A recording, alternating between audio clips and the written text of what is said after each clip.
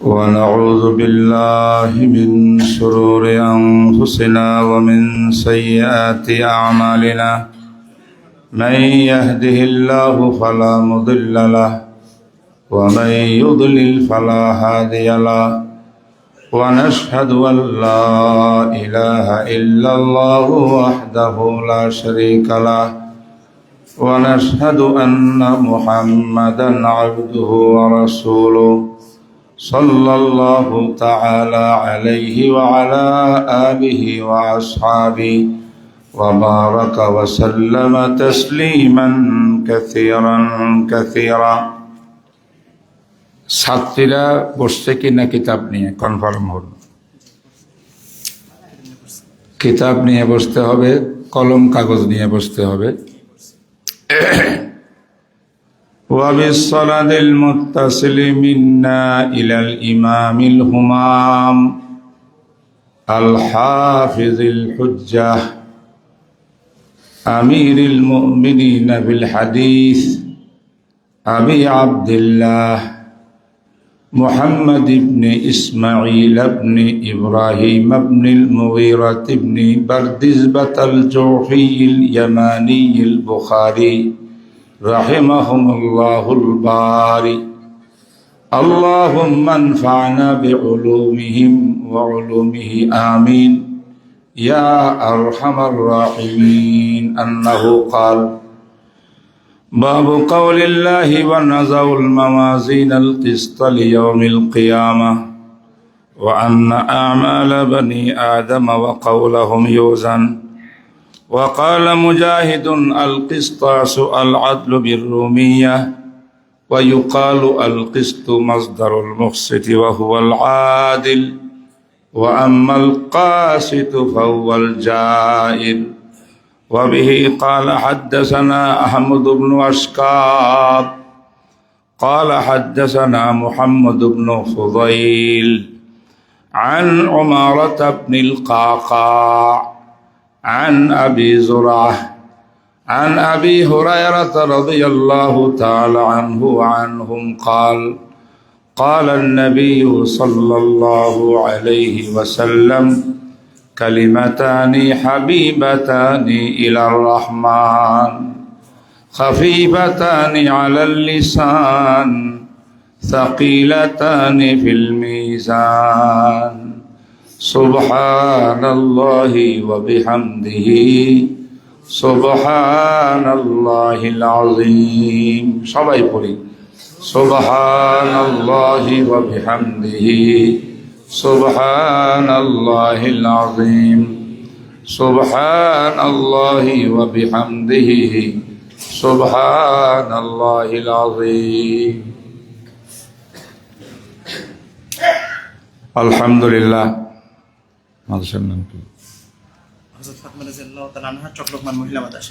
হযরত ফাতেমা রাদিয়াল্লাহু তাআলা আনহা চকলোকমান মহিলা মাদ্রাসার বর্তমান শিক্ষা বৎসরের সমাপনীতে সারা বৎসর যাবৎ আমাদের মেয়েরা, আপনাদের মেয়েরা বড় বড় উলামা মুহাদ্দিসিনদের কাছে সেহা সিত্তা সহ প্রায় 10টি কিতাব, হাদিসের কিতাব অধ্যয়ন করেছেন তারা সারা বৎসর।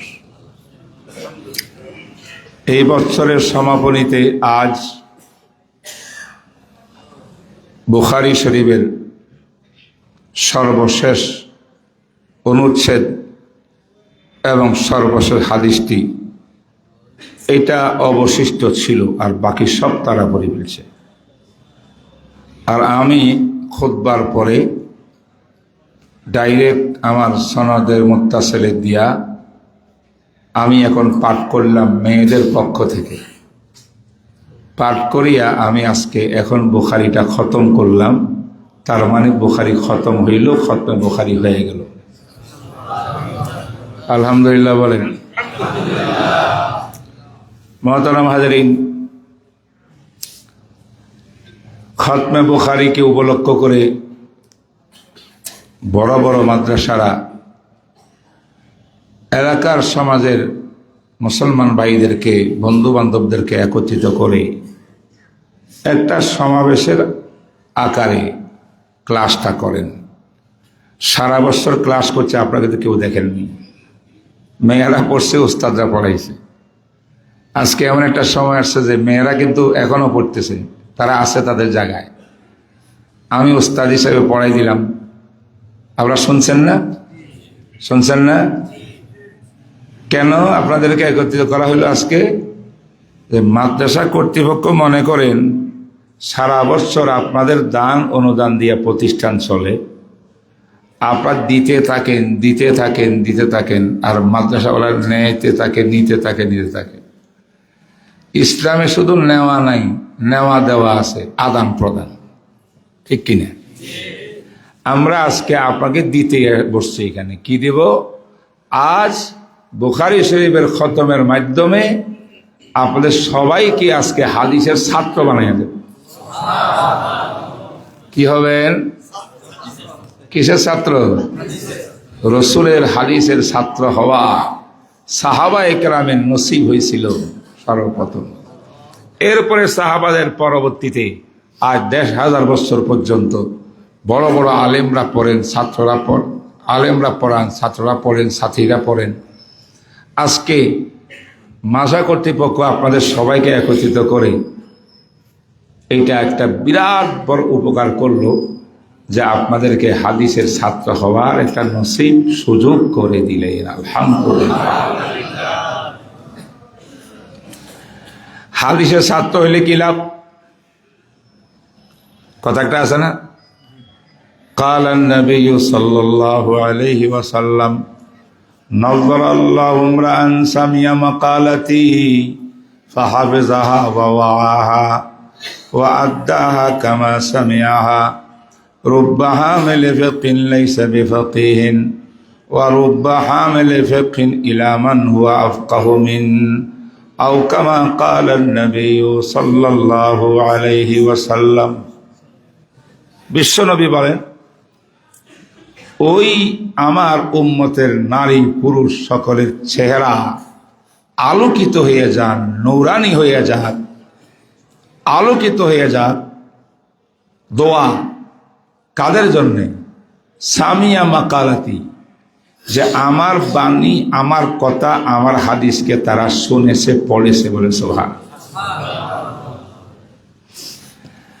এর বলে হাফেজাহা, পড়িয়া ক্ষান্ত না, মনে রেখেছে, হাদিসে কি আছে এটা মনে রাখছে, হেফজ করছে। ওয়াআহা, হাদিসের বিষয়টা বুঝে নিছে, রিডিং না শুধু বুঝ। ৪ নম্বর ওয়াআদ্দাহা, হাদিসটা পড়ে এই হাদিস পরবর্তী জেনারেশনকে হাদিসটা পৌঁছাই দিয়েছে। সুবহানাল্লাহ।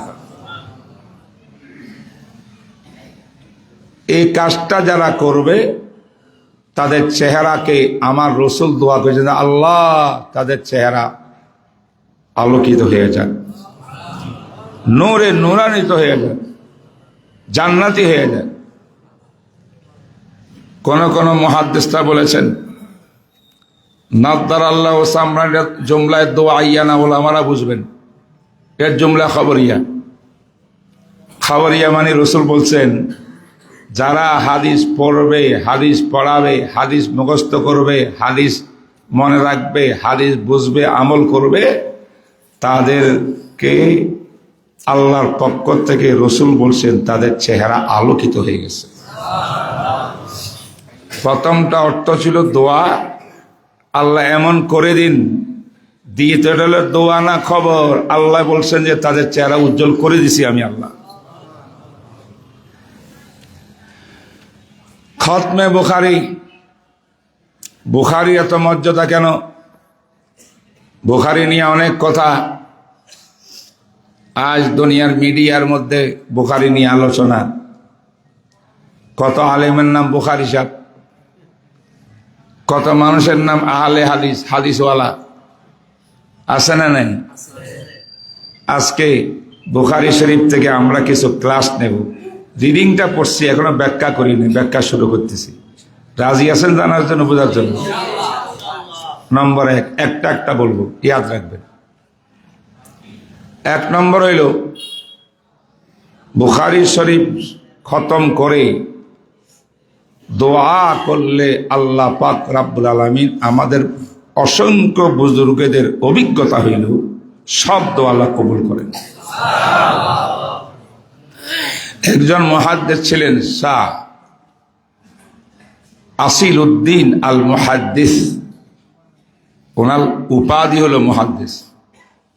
তিনি কসম করে বলছেন, শপথ করি যে আমি আমার জীবনে বিভিন্ন সংকট, সমস্যা, বিপদ, রোগ, মুসিবত সামনে আসছে, কোরআন শরীফ যেমন খতম করি, বুখারী শরীফটাও ফার্স্ট থেকে লাস্ট পর্যন্ত খতম করি, 120 বার দোয়া করছি, একটা 20টা উদ্দেশ্য নিয়ে। আমার আল্লাহ একটা দোয়ার মধ্যে ফেল করেন নাই, সব দোয়া কবুল করে নিয়েছে। শাহ আব্দুল হক মুহাদ্দিস দেহলভী রহমতুল্লাহ আলাইহি, উলামায়ে দেওবন্দের সূর্য সন্তান, তিনি বলেছেন আমাদের যুগে বিপদ আপদ আসলে মানুষ খতমে বুখারী করাইতো মাদ্রাসায় গিয়া, হুজুর আমি মহা বিপদে আছি, বুখারীটা খতম করে এটা দোয়া করেন। এইভাবে বুখারীকে মূল্যায়ন করার নিজাম, দোয়ার জন্য, দোয়া কবুলিয়তের জন্য অসংখ্য অসংখ্য প্রমাণ আমাদের মুরব্বীদের বুজুর্গদের আছে। তাহলে আজকে কি ব্যতিক্রম হবে না? আজকে দোয়া কবুল হবে ইনশাআল্লাহ। সবাই দোয়া বলে থাকবেন, কিন্তু আজকে মহা বড় ব্যতিক্রম ধরনের একটা নুরানি মাহফিল। এটা ওয়াজ মাহফিল না, কিন্তু শুধু হাদিসের ক্লাস। আল্লাহু আকবার। আচ্ছা, বুখারী শরীফের এত দাম কেন? এটা 2 নম্বর কথা। 1 নম্বর বলি ফেলছি, বুখারীর খতম করে দোয়া করে দোয়া কবুল হয়। এত দাম কেন? কারণ হইল ইমাম বুখারী এই কিতাবটা লেখার সময়, হাদিসগুলা সংকলন করার সময় ওনার কাছে 6 লক্ষ হাদিস ছিল। 6 লক্ষ হাদিস। 6 লক্ষ হাদিসের ভান্ডার থেকে, ভান্ডার বলছেন ওনার সংকলিত হেজাজ, মক্কা মদিনার কি, ইরাক, বাসরা, কুফা, মিশর, সিরিয়া, জাজায়ের, মাগরিব, বিভিন্ন দেশে দেশে সফর করছেন শুধু বড় বড় আলেম থেকে হাদিস সংকলন করার জন্য। ইমাম বুখারীর এইভাবে ওস্তাদের সংখ্যা হয়ে গেছে প্রায় 1010 জন। 1010 জন ওস্তাদ, যেখানে গেছে এখানে হাদিস আনছে। সুবহানাল্লাহ। কেমনে পারলেন এত কাজ করতেন? উত্তর হল মায়ের দোয়া। বলেন, মায়ের দোয়া। ইমাম বুখারী ছোটকালে বাপ তো মারা গেছে, বাপ মারা যাওয়ার পরে ছোট বাচ্চাইটা হঠাৎ করে দৃষ্টি নষ্ট হয়ে গেছে, চোখের দৃষ্টিতে কাজ করে না, একদম অন্ধ হয়ে গেছে। মা যে পেরেশান। ছোট ভাই, তার নাম ছিল আহমদ, উনি ছোট, বড় ভাইয়ের নাম আহমদ, উনি ছোট, ওনার নাম মোহাম্মদ। তো মা চিন্তা করলেন, স্বামী হারাইলাম, এতিম 2 বাচ্চা লই আমি কিভাবে জীবনযাপন করব? করতে পারতাম, ছেলেটা যদি অন্ধ না হইতো। আল্লাহ তো দৃষ্টি সত্যি উঠে দিল। এবার মা ছিল বড় নেককার, আল্লাহওয়ালা, তাহাজ্জুদ গুজার। আমার আওয়াজ মেয়েরও শুনতেছে, আর তাদেরকে আমি বুখারী পড়ে দিছি। এই কথাগুলো তাদের জন্য শিক্ষণীয়। এমন মা হও যেমন ইমাম বুখারীর মা ছিল। মা হইবা ইমাম বুখারীর মা, আব্দুল কাদের জিলানীর মা, যে মা ওযু ছাড়া কোনোদিন সন্তানকে স্তনে দুধ লাগায় নাই। আজকাল মারা পেটে সন্তান আসলে সন্তান নিয়ে গান শুনে, বাদ্য দেখে, টেলিভিশন সামনে বসে সিনেমা দেখে, ফুর্তি করে, আনন্দ করে, আর এগুলার অভিশাপ পেটে যায়, সন্তানের গর্ভে যায়, সন্তান নষ্ট হয়, এই ছেলে দুনিয়াতে আসিয়া ভালো মানুষ হওয়া যায়। কোথায় ইমাম বুখারী মা ছিল বড় আবেদ, আল্লাহর কাছে কান্না শুরু করলেন, আল্লাহ আমার কোন গুনার কারণে আমার সন্তানের চক্ষু নিয়ে গেলেন? রব্বে করিম, আপনি কাদেরের মতলব, আপনার যদি আমার সন্তানের দৃষ্টি নিয়ে যান, আপনি আবার ফিরত দিত আপনি সক্ষম। আল্লাহ আমি আমার সন্তানের দৃষ্টি যদি ফিরত চাই। জিদ হচ্ছে আল্লাহর সঙ্গে, জিদ বুঝেন তো? হ্যাঁ, সব হাদিসে আছে, ইন্না মিনাল ইবাদ লাউ আকসামা আলাল্লাহি লা আবাররাহু। জনাবে রাসূলুল্লাহ সাল্লাল্লাহু আলাইহি ওয়াসাল্লাম বলেন, আল্লাহর কিছু প্রিয় বান্দা আছে, আল্লাহর কিছু আশেক আছে। আশেকরা কোন সময় কোনো একটা কাজ করতে চান, কিন্তু কাজটা হয়ে ওঠে না। আল্লাহর সঙ্গে জিদ ধরে, বাজি ধরে, আল্লাহ এটা হইতেই হবে, এটা হইতে হবে। যখন বাজি ধরে আল্লাহ বলে, যখন তুমি বাজি ধরছো, তুমি আমার আশেক যত মাটা দিয়ে দিলাম, পূরণ করে। এটা বুখারী হাদিস। ওটা বললে সবার লম্বা হয়ে যাবে। জিহাদের ময়দানে একটা গোলাম গেছে, একটা লোকের সঙ্গে একটা খাদেম গেছে, আর এক লোকের সঙ্গে খাদেমা গেছে। তো জিহাদের মাঠে তাদের দুজনের মধ্যে ঝগড়া লাগিয়া একজন আরেকজনের হাত কামড়া দিচ্ছে। ঝগড়া লাগলে একবারে হাত কামড় দিয়েছে। যখন জোরে কামড় দিয়েছে, সে তো ছিঁড়ে যায় আঙ্গুল, সে কি করবে? দিছে টান। টানের সঙ্গে ওই গোলামের বাঁধির কি মেয়েটার কি দাঁত চলিয়েছে, সামনে দাঁত পড়ে গেছে। আল্লাহ নবীর কাছে বিচার আসলো। নবীজি বললেন, ঠিক আছে, এটা তো ইরিশ লাগবে, আর ছিন্ন বিচ্ছিন্ন দাঁত যখন ফেলাই দিছ, কি লাগবো? দাঁতে জরিমানা লাগবে। নজর ইবনে আনাস, ওনার বোন ছিল ওইটা। নজর বলি, ইয়া রাসূলুল্লাহ, কি ফয়সালা আপনার? কয়, তার দাঁত নিতে হবে। হে তো আরেকজন দাঁত ফেলাই দিছে। নজর বলেন, আল্লাহ আমার বোনের দাঁত যাইতে পারে না, যাবে না, দাঁত দেওয়া লাগবে না, জাত নবীকে দেওয়া লাগবে। কোন না, মুহূর্তের ভিতরে যারা দাবিদার, যাদের দাঁত ফেলে দিছে, এরা উঠিয়া কই, ইয়া রাসূলুল্লাহ, আমরা আমাদের দাবি উদ্র করলাম, আমরা আর কি চাই না, দাঁত চাই না, টাকা দিলে হবে। টাকা দিয়ে দিছে। এই হাদিসের পরিবর্তে রাসূল বলছে, ইন্না মিনাল ইবাদ লাউ আকসামা আলাল্লাহি লা আবাররা। কিছু আল্লাহর প্রিয় বান্দা এমন আছে, আল্লাহ জিদ ধরলে আল্লাহ পূরণ করে দিই, ব্যবস্থা করে। ইমাম বুখারীর মা কয়, আমার ছেলের দৃষ্টি শক্তি ফেরত দিবেন আল্লাহ। একদিন তাহাজ্জুদ পড়ে ঘুমাইছে, ফজর এখনো হয় নাই। ঘুমের মধ্যে দেখে হযরত ইব্রাহিম আলাইহিস সালামের জিয়ারত। কার? কোন নবী?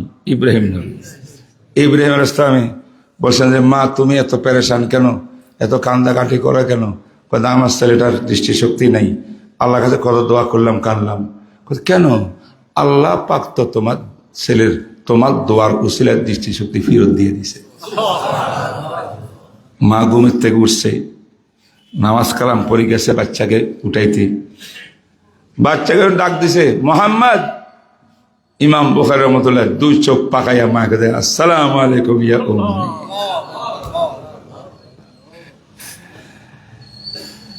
মায়ের সেবা, যুবক, মায়ের খেদমত করো, তোমার মায়ের পায়ের নিচে তোমার জান্নাত। ফাইনাল জান্নাতা তাহতা আকদামিল উম্মাহাত। সাহাবী জিজ্ঞাসা করে, রাসূলুল্লাহ, মান আহাক্কুন নাসি বিসহবাতি? নবীজি, পৃথিবীর মধ্যে সবচেয়ে বেশি খেদমত করার মতো মানুষকে, কাকে? রাসূল বলেন, উম্মুক, তোমার মা। সাহাবী কয়, সুম্মা, তারপরে? নবী বলেন, উম্মুক, তোমার মা। সাহাবী কয়, তারপরে? উম্মুক, তোমার মা। সাহাবী 14 বার কয়, তারপরে? সুম্মা আবুক, তারপর তোমার আব্বা। 3 বার মায়ের হক। কারণ এই মাকে 3টা স্তর থেকে পার করিয়া সন্তানকে বড় করছে, ঠিক নেমনি করে গর্ভে ধারণ করছে মা, প্রসবের বেদনা সহ্য করেছেন মা, আজ ছোটবেলায় বাচ্চাকে লালন পালন করেছে বুকের দুধ দিয়া। এই দুধগুলো আসলো থেকে ইনসানের রক্ত মাংস এবং পুরা ক্যালসিয়াম সবগুলোকে আল্লাহ পাক একাকার করে কুদ্দুতি তরিকায় দুধ বানাইয়া কম গরম বানাইয়া বাচ্চার খাওয়ার জন্য উপযোগী করিয়া মায়ের স্তনে দিয়া দিছে।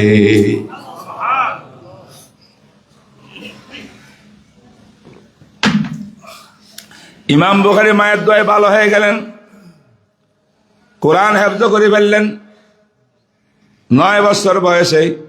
এরপরে একজন বিরাট মুহাদ্দিস হাদিস পড়াইতেছে বগুড়া জামিল মাদ্রাসার মতো বড় মাদ্রাসা, মুহাদ্দিস দাখিলি সাহেব। ওনার দরসের মধ্যে কোনায় গিয়া বসে থাকতেন ছোট মক্তবের বাচ্চা, সবাই কত বাচ্চা এটা কেন আইছে এখানে, হ্যাঁ, কিন্তু এ যা শুনে সব হাদিস মুখস্থ করে ফেলে, যা শুনে সুবহানাল্লাহ। দোস্ত আহবাব, এইভাবে 15,000 হাদিস মুখস্থ হয়ে গেছে ইমাম বুখারীর। 15 বছর যখন বয়স 75,000 হাদিস মুখস্থ হয়ে গেছে ইমাম বুখারী। হাদিস সংকলন 6 লক্ষ। ফাতুল বারীর মুকাদ্দমা, ওলামায়ে বুঝবেন হাদিউস সারি, এর মধ্যে লিখছেন হাফিজ ইবনে হাজার আসকালানি, তিনি বলেন কাল আল বুখারী ইন্নী হাফিজতু মিয়াতে আলফে হাদিসিন সাহিহিন ওয়া মিয়াতায় আলফে হাদিসিন গায়রে সাহিহ। আরবি অর্থ বুঝেন, আমি ইমাম বুখারী 1 লক্ষ সহি হাদিস আমার ঠোঁটস্থ, 2 লক্ষ গায়রে সহি হাদিস আমার ঠোঁটস্থ। কত হইল? 3 লাখ। খাজানায় আছে কত? গোডাউনে 6 লাখ।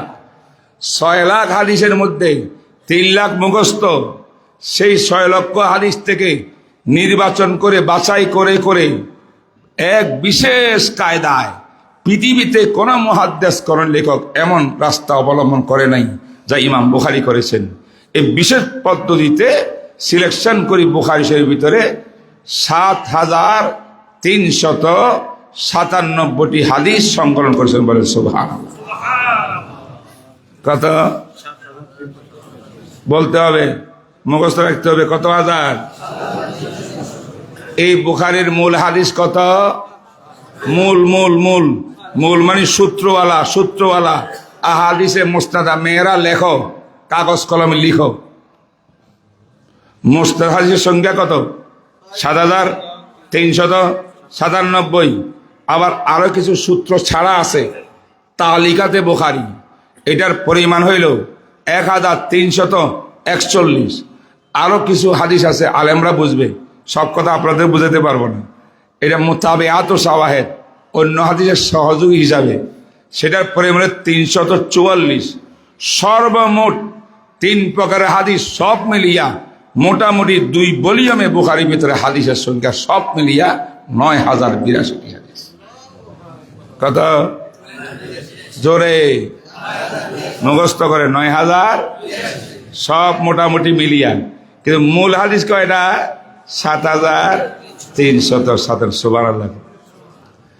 আচ্ছা, আমি আজকে আপনাদের কাছে দৃষ্টি আকর্ষণ করতে চাই, কিছু মনে কিছু নেবেন না, বলবো, কষ্ট নেবেন মনে কেউ।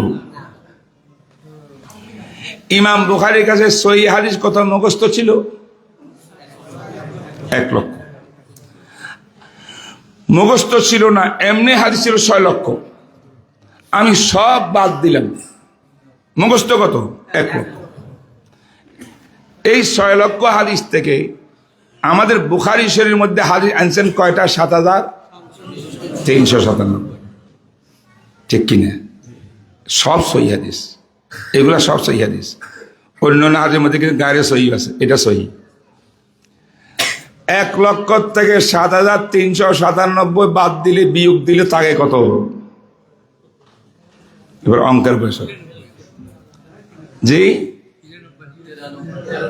92,603টা বলেন।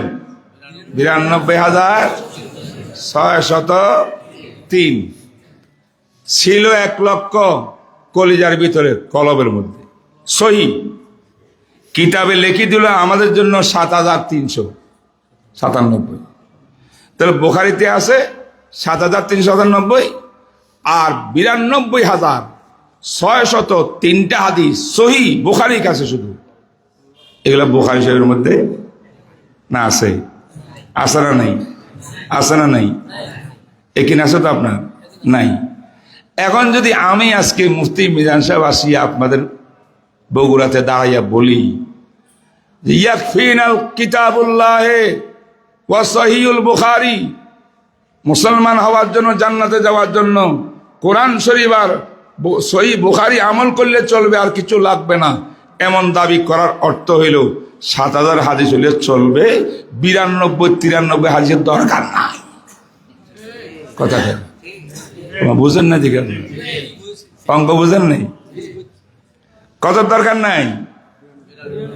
আমি জিজ্ঞাসা করি, শুধু ইমাম বুখারী, অন্যান্য মহাদেব বাদ দিলাম, এই ইমাম বুখারী ওনার কাছে যে সহিহ হাদিস 1 লক্ষ মুখস্থ থাকে, তার মধ্যে 7,000 এখানে আনা হয়েছে, 92,000 নাই বাইরে অন্যান্য কিতাবে, বুখারীতে নাই। যারা বলে বুখারী মানিয়ে পড়লে আমি জিন পাইয়া যাবো, জান্নাত পাইয়া যাবো, তার অর্থ হইল ইমাম বুখারীর 1 লক্ষ হাদিস থেকে 7,000 মাইলে জান্নাত পাবো, 92,000 সহিহ হাদিস মানা লাগবে না। এই কথা কি সঠিক? রসুলের কোন হাদিস বাদ দিতে পারবেন? অমান্য করতে পারবেন? অমান্য করতে পারবেন? তাইলে এরা কি আহলে হাদিস নাম দিয়া এই বক্তব্য যারা যে বুখারী মানলে চলবে, তার অর্থ এরা আহলে হাদিস না, হাদিসের মুনকার, হাদিসের অস্বীকারী তারা। অঙ্কটা বুঝেন নাই? কষ্ট হয়েছে বুঝতে? হাতে নাতে দলিল দিয়া প্রমাণ করতেছে, মুখস্থ কথা নেই। বলেন ইমাম বুখারীর কাছে সহিহ হাদিস কত লক্ষ? বলছে কে? ইমাম বুখারী নিজে। আছে কোথায়? ফতুল বারী শরহে বুখারী মুকাদ্দমা ইবনে হাজার, এমন এক বিখ্যাত মানুষ, সে যা বলে সেটাই দলিল। 1 লক্ষ। আর এই বুখারীতে হাদিস কত? 7,397। তাহলে 1 লক্ষ থেকে আইলে কত? 397, 7,397। বাকি রয়ে গেল কত? 92,603।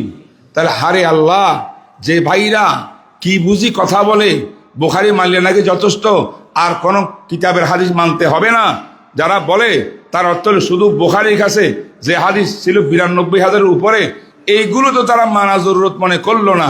সাহাবায়ে কেরাম তো আমার নবীর একটা হাদিসও ছাড়েন নাই। তো কো যাও সুন্নতে আহমদ কো যা, তো কো যাও সুন্নতে আহমদ কো যা, বা মোহাম্মদ कैसा जत निस्बत তোরা। দাবি করো আহলে হাদিস, তোমার রাস্তা হবে সব হাদিস মানার। আমরা দেখতেছি সহিহ হাদিসও লক্ষ লক্ষ মানো না, হাসান হাদিসও মানো না, হাসান লেগাইরিও মানো না, জয়ীফ হাদিসও মানো না, সব তো নবীর হাদিস। অসংখ্য হাদিস না মানিয়া কোন মানুষ আহলে হাদিস হইতে পারে না। যদি সত্যিকারের আহলে হাদিস দুনিয়ার মধ্যে কেউ থাকে, যারা 4 মজাবের মজাব মানিয়া চলে, তাদের মধ্যে সমস্ত হাদিসের আমল আছে। বলতেছিলাম বুখারী এত মূল্যবান কেমনে হইল? মনে আসেনি আমার কথা? কেমনে আনলেন এই 7,000 হাদিস? ইমাম বুখারী বলেন, আমি প্রত্যেকটা হাদিস কিতাবে আনার জন্য মদিনা শরীফে বসছি। কোন বর্ণনায় আছে যে হারামে হাতিমে কাবার হাতিমের মধ্যে বসছেন, বসিয়া একবার গোসল করছেন, প্রত্যেক হাদিসের জন্য 2 রাকাত নফল নামাজ পড়ছেন। 3 নম্বরে তিনি বসিয়া মুরাকাবা ইস্তেখারা করছেন। ইস্তেখারার অর্থ হলো আল্লাহর সাথে পরামর্শ চাওয়া, আল্লাহ এটা ভালো হবে না খারাপ হবে, আমি নবীও না, ওহিও আসে না, আমি জানি না, আপনি আমার কাছে চাই, আপনি আমার দিলের মধ্যে ঢেলে দেন যে এটা ভালো বা খারাপ। তার নাম কি? ইস্তেখারা। ইমাম বুখারী ইস্তেখারা করছেন। ইস্তেখারা করিয়া যখন পাইছে, হ্যাঁ এই হাদিসটা আমার নবীর হাদিস, একদম শুদ্ধ, তুমি লিখতে পারো। ইমাম বুখারীর মধ্যে হাদিসটা আনছেন। সুবহানাল্লাহ।